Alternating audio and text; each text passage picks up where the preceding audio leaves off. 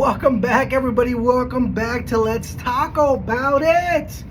God, it's been a minute. It's been a while, man. It's been a minute for sure. I apologize. It's all on me. I got I got nobody else but myself to blame for it. And to be honest with you, it's just there's been a lot of things. Life has happened.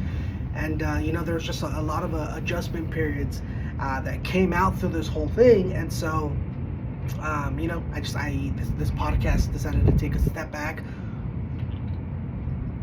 Sorry, I had to get a little bit more of a sip of my beer here, and obviously now, as you guys heard before from a very, very long episode ago, I moved out to Arizona. I decided to take a job out here.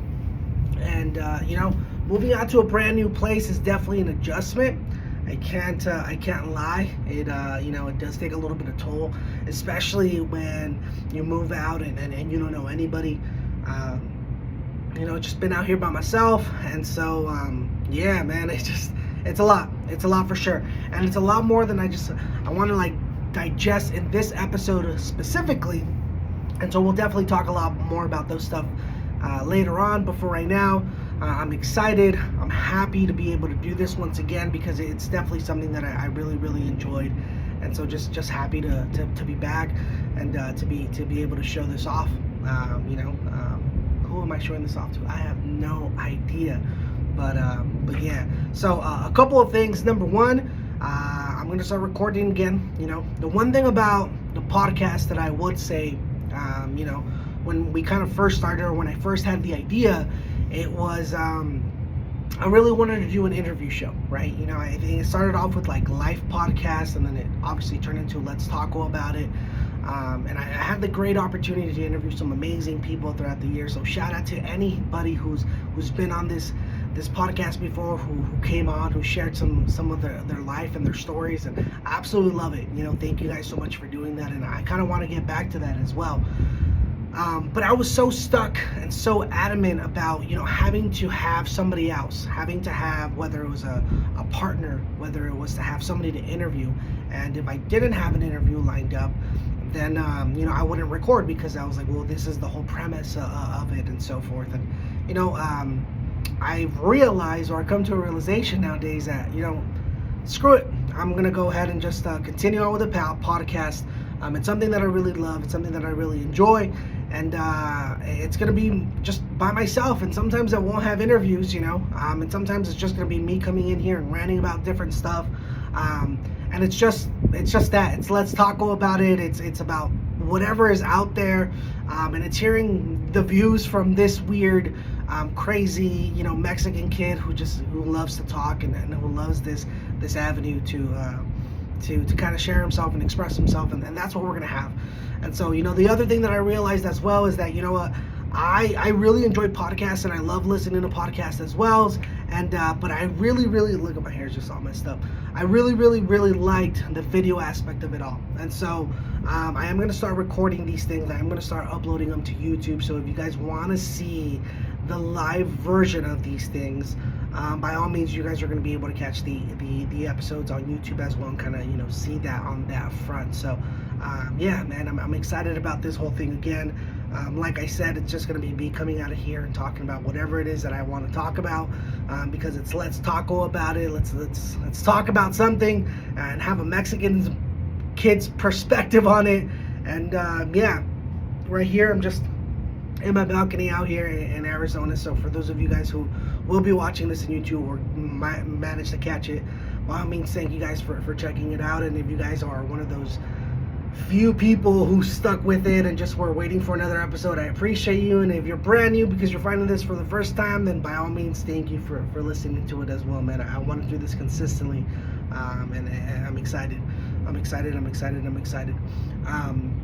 What is it that I wanted to talk about today? Well, first and foremost, obviously it's the first episode back, and I was thinking about it, and I was like, man, it has to be something worthwhile. It has to be something big. It has to be something that everybody's going to want to talk about, or has been talking about. And have there been events like that over the last couple of weeks or months or even years? Of course there has. But man, I just like, the one thing that I really, really wanted to talk about today was just some goddamn movies, some Marvel films that came out, some things that I've been watching, and yeah, just give my perspective on that. And hey, if you like it, great. If you don't like it, it doesn't matter because this is done for me. So to start things off with, I finally, I know I'm very late to this stuff, but I finally watched Spider-Man Into the Spider-Verse yesterday. All right. I was off work and I had nothing to do, and so luckily there's an AMC theater like literally a block away from here, so I just walked my ass over there at 12 p.m. There's absolutely nobody else in the theater, which is cool. But I finally watched it. I know I'm late to it, but holy crap, can I say that it was a thriller, man. It was amazing. As somebody who loves Spider-Man because I grew up watching Spider-Man, I know this might be a hot take. I think I rank it number one. I think I rank it number one across all Spider-Man movies, and that includes the Tobey Maguires, the Andrew Garfields, the Tom Hollands, which I love Tom Holland. But yeah, man, this animated film is something completely different. And here's the thing, I will say, I think the animated versions have an advantage when it comes down to their movies. All right, they have an advantage because it's animated. You can basically create as many characters as you want, and you only have to have voice actors to come in and do them, opposed to casting a specific person for that role, and then it all comes out to casting, and we're going to talk about that later on with another film that I watched. So in that aspect, I think that getting somebody to just simply voice, especially if it's just small little lines or sometimes maybe not lines at all, animated films are going to have such a big advantage for those things. But what I loved about this movie, I mean, there were so many things that I loved about it. Number one, it continues on the story from the first one amazingly well. It starts off from the perspective of Gwen, Spider-Girl, and kind of what she's been dealing with, and kind of her life around it, which is really, really cool to see. And, how she kind of lost Peter in her universe, and, how she wanted to kind of keep in touch with Miles, but she obviously didn't have an avenue to do that. And then obviously in Miles' perspective as well, kind of dealing with still becoming Spider-Man, still trying to become a 15-year-old kid, almost graduating, and having to go out and make decisions about that. So it was really, really cool, and tying in the second movie to the first one. And then obviously the whole action, and by the way, spoilers, all right? It's big spoilers. If you guys haven't seen it just yet, my bad. Please go watch it before you listen to anything else. But yeah, the movie itself was amazing. I love how they touch bases on so many things. I love how they mentioned, don't even talk about what Peter Parker and Doctor Strange did in the other world. So obviously tying it back to that Marvel film, Spider-Man, No Way Home. It was an amazing thing. And then obviously you end up seeing Donald Glover on there, which was another big touch on it, which is really, really cool. But it's a movie that has action, it has story, it has it's a feel-good movie. It also hits that emotional spurt as well, when he's going through everything that he's going through with his parents, and his parents not wanting him to go ahead and like grow up. Especially if you come back from like a Hispanic lifestyle or Hispanic heritage, you know that feeling. For a very long time, my parents didn't want me to move out from San Diego. I remember getting a scholarship to Indianapolis to play soccer. My dad was like, no way, you're not going. And then look at me now. Right now, I'm out here in Arizona by myself. It's pretty crazy how this life turns out. But yeah, so I definitely got that aspect. But man, such an incredible movie.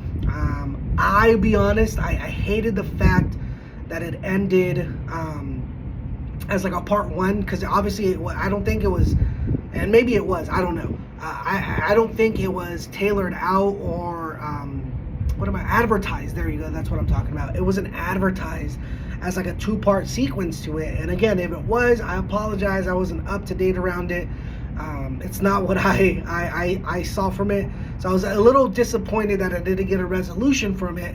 But I'm super excited to see the next one. And if the next one is as good as this one here, then I am subject to say that this is the best trilogy Marvel films that we have seen. and that's everything. That's talking about all the Spider-Man movies. It's talking about the Iron Man movies, the Captain America movies. It's such an incredible series, an incredible movie, and god damn am I excited for the next one. So not spoiling too much, but definitely go see it. It's an absolutely dope film with some great Easter eggs, some great people that come out in it. It's wild, man. It's such a cool story. It's dope. It's dope.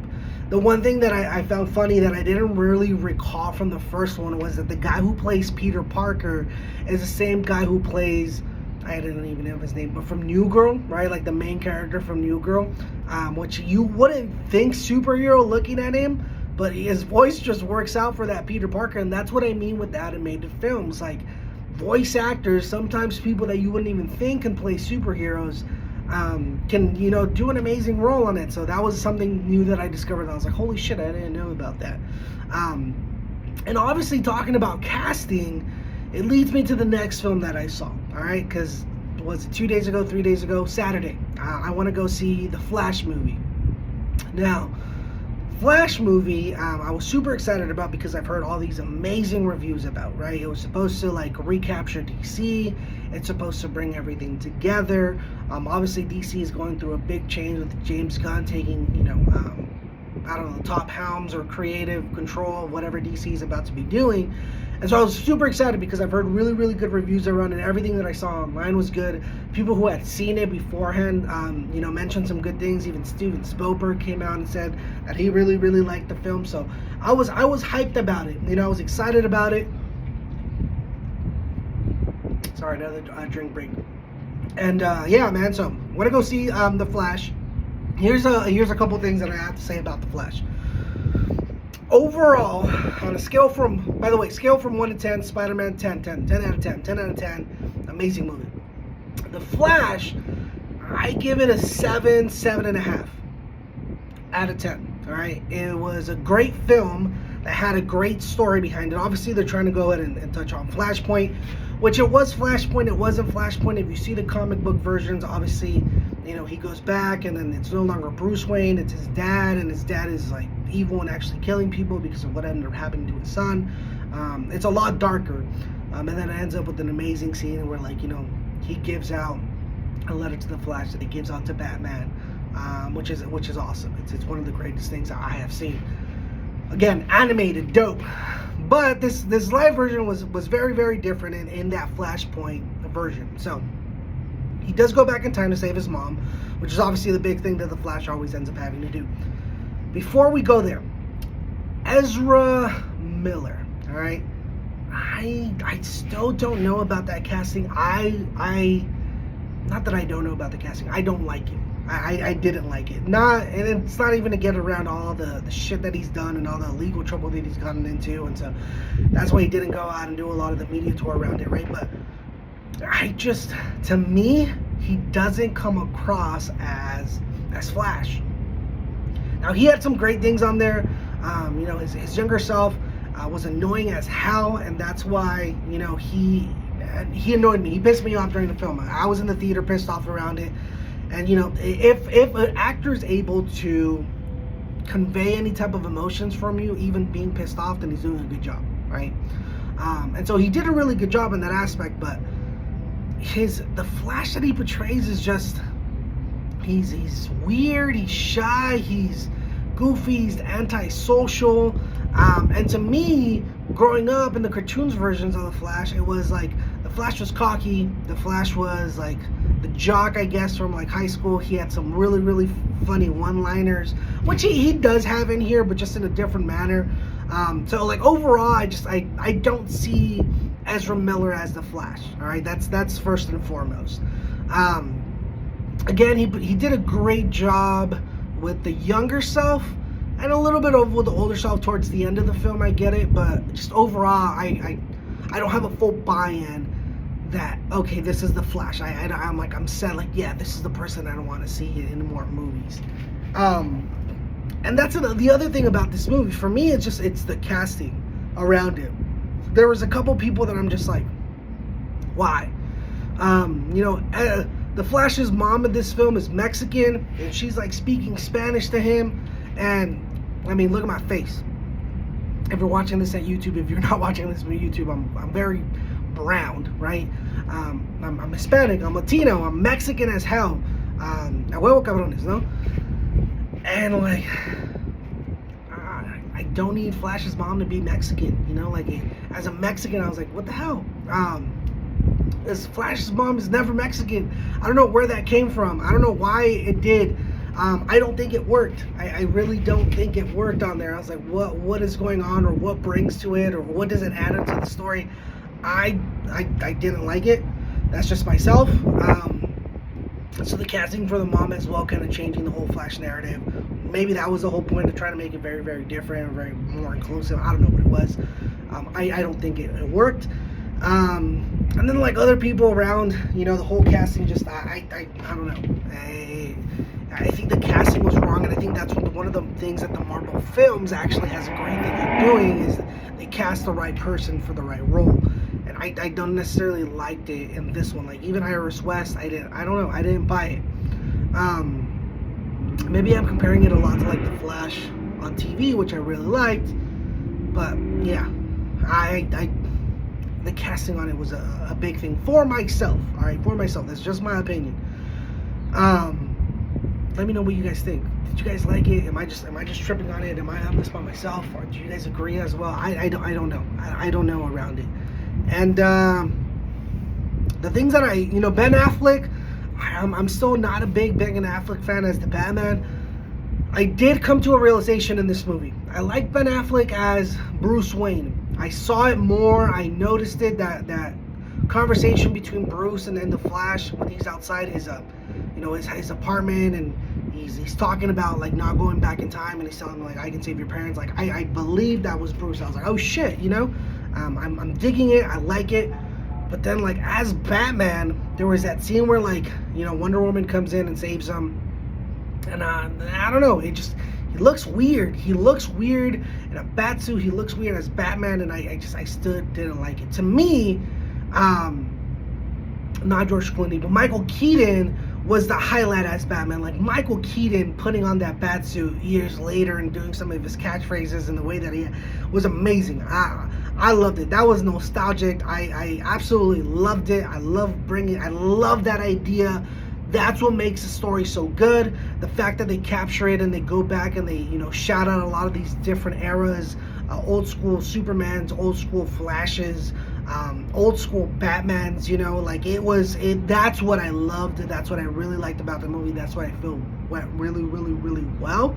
And then obviously at the very end where you think he kind of fixed everything, and then come to find out, you know, it's no longer Michael Keaton or Ben Affleck. It's goddamn George Clooney coming back and playing Batman, or Bruce Wayne was pretty good. It was a great way of ending it. But I don't know where the DC goes after this. Like, I trust James Gunn because obviously what he did with the Guardians of the Galaxy was outstanding and amazing. But I don't know where DC goes from here because they're trying to reset everything. Obviously, Henry Cavill's not coming back. I think they've already confirmed that Robert Pattinson's Batman's going to be away from the DCU universe that he's building. And so I think that's where it starts to get a little bit confusing. I don't know. I don't know what's going to come from it. I don't know if it was a good way of just kind of like molding everything together, saying like, hey, this Flash, this Batman, and everything that's happening could be in this alternate universe, and this new one that's coming is going to be different, which I think makes sense if that's the way they're going. So maybe if that's the way they're going, they wrapped it up very, very well, and then they're just going to start with new people. But we'll see. We'll see what happens with DC at the end of the day. You know, I'm excited for it. Obviously, I'm a big DC fan. I know some of my friends don't believe that because I'm just so critical about them, but I love them. I love them growing up. It was my childhood, and so just the years and years of just bad movies that I've received from them just kind of drops, you know, what I believe they can do. And so we'll see. I'm crossing my fingers that James Gunn does a good job with it, and hopefully he does. You know, for the sake of everybody. For the sake of everybody, I think everybody would benefit if DC did really well, and so you know, we would get some great movies. So we'll see what happens with that. And last but not least, Secret Invasions. Secret Invasions just came out in Disney Plus last Wednesday. I was a little bit late to it as well. I think I saw the episode on Friday or Saturday, one of those days. And it's the shit about Marvel, man. They bring you back in immediately, immediately. It was good. It starts off crazy, like automatically there's like a goddamn scroll that comes into play where you're like, what the hell? Has that person always been a scroll? Has he not been? Which I don't believe he was. Nick Fury's back, which, Samuel L. Jackson as Nick Fury is absolutely amazing. And, you're just going through it. You're trying to figure out. I really, really like that they brought in, God, what's her name? The girl from Game of Thrones. Is it Emily Clark? I think it's Emily Clark. Hopefully. If not, you guys can make fun of me. But I love that casting. I think it's going to be a really, really great addition to it. I absolutely love her as an actress. I think she's going to do an amazing thing. But then at the end of the goddamn film, or at this film, the episode, was it Hill? Is it Maria Hill? Agent Hill? Robin Scherbatsky, goddammit, Kobe Smulders obviously ends up getting killed. Again, huge spoiler. I said this at the very beginning. If you haven't seen any of these episodes, it's your fault. It's not my fault for you clicking on this because I mentioned it. But she dies, and I was like, what the hell is going on? Like, how do you kill somebody who's been so prominent in all these Marvel films in the first episode of a series? I'm not convinced she's completely dead, but then again, I know the person who portrayed her, like the scroll that took her form, was the wife of the guy, and she's dead from the series. But goddamn it, like at that moment, I'm like, what the hell is happening? Crazy that they did this on the very first episode, and so I'm excited to see what ends up happening, obviously in these next episodes. But god damn it, man, does Marvel just know how to tell a story and like hook you off right away? That's my take on it. That's what I gotta say. And yeah, man, that's about it. That's all I got here for you guys today. So, man, it feels good to come back. It feels good to just talk to somebody, to share some things on there. I promise to be more consistent with these things. Obviously, I'm recording these things now, so if you ever want to catch this on video, just go over to YouTube. What do they say? Like, subscribe, and comment. I would appreciate it. Yeah, man, I'm excited to be back into this venture. I'm excited to be back to just making episodes and having conversations. And this time, I think because I'm not going to be so harsh on myself about, like, I have to have a person. If it ever just comes into me just talking, I'm just going to come up in here and talk just like I did right now. So, if there's anything out there that I feel like talking about, if there's anything that you guys want me to share my take on it, let's talk about it, people. Let's talk about it. And whatever it is, you guys, if you guys have been listening to this for a while, I talk a little bit about everything. If you guys haven't seen it for a while, man, I love it all. I'm not afraid to share my opinion on whatever it is that is out there. So, yeah, leave a comment, like, share. If you wanted me to talk about a specific thing, by all means, let me know. I'll be more than happy to go ahead and talk about it. But just happy to be back on this thing. So, thank you guys so much for listening. Thank you guys so much for coming back. Thank you guys so much for just starting. And I'll catch you out next week when I come back with a different episode about God knows what.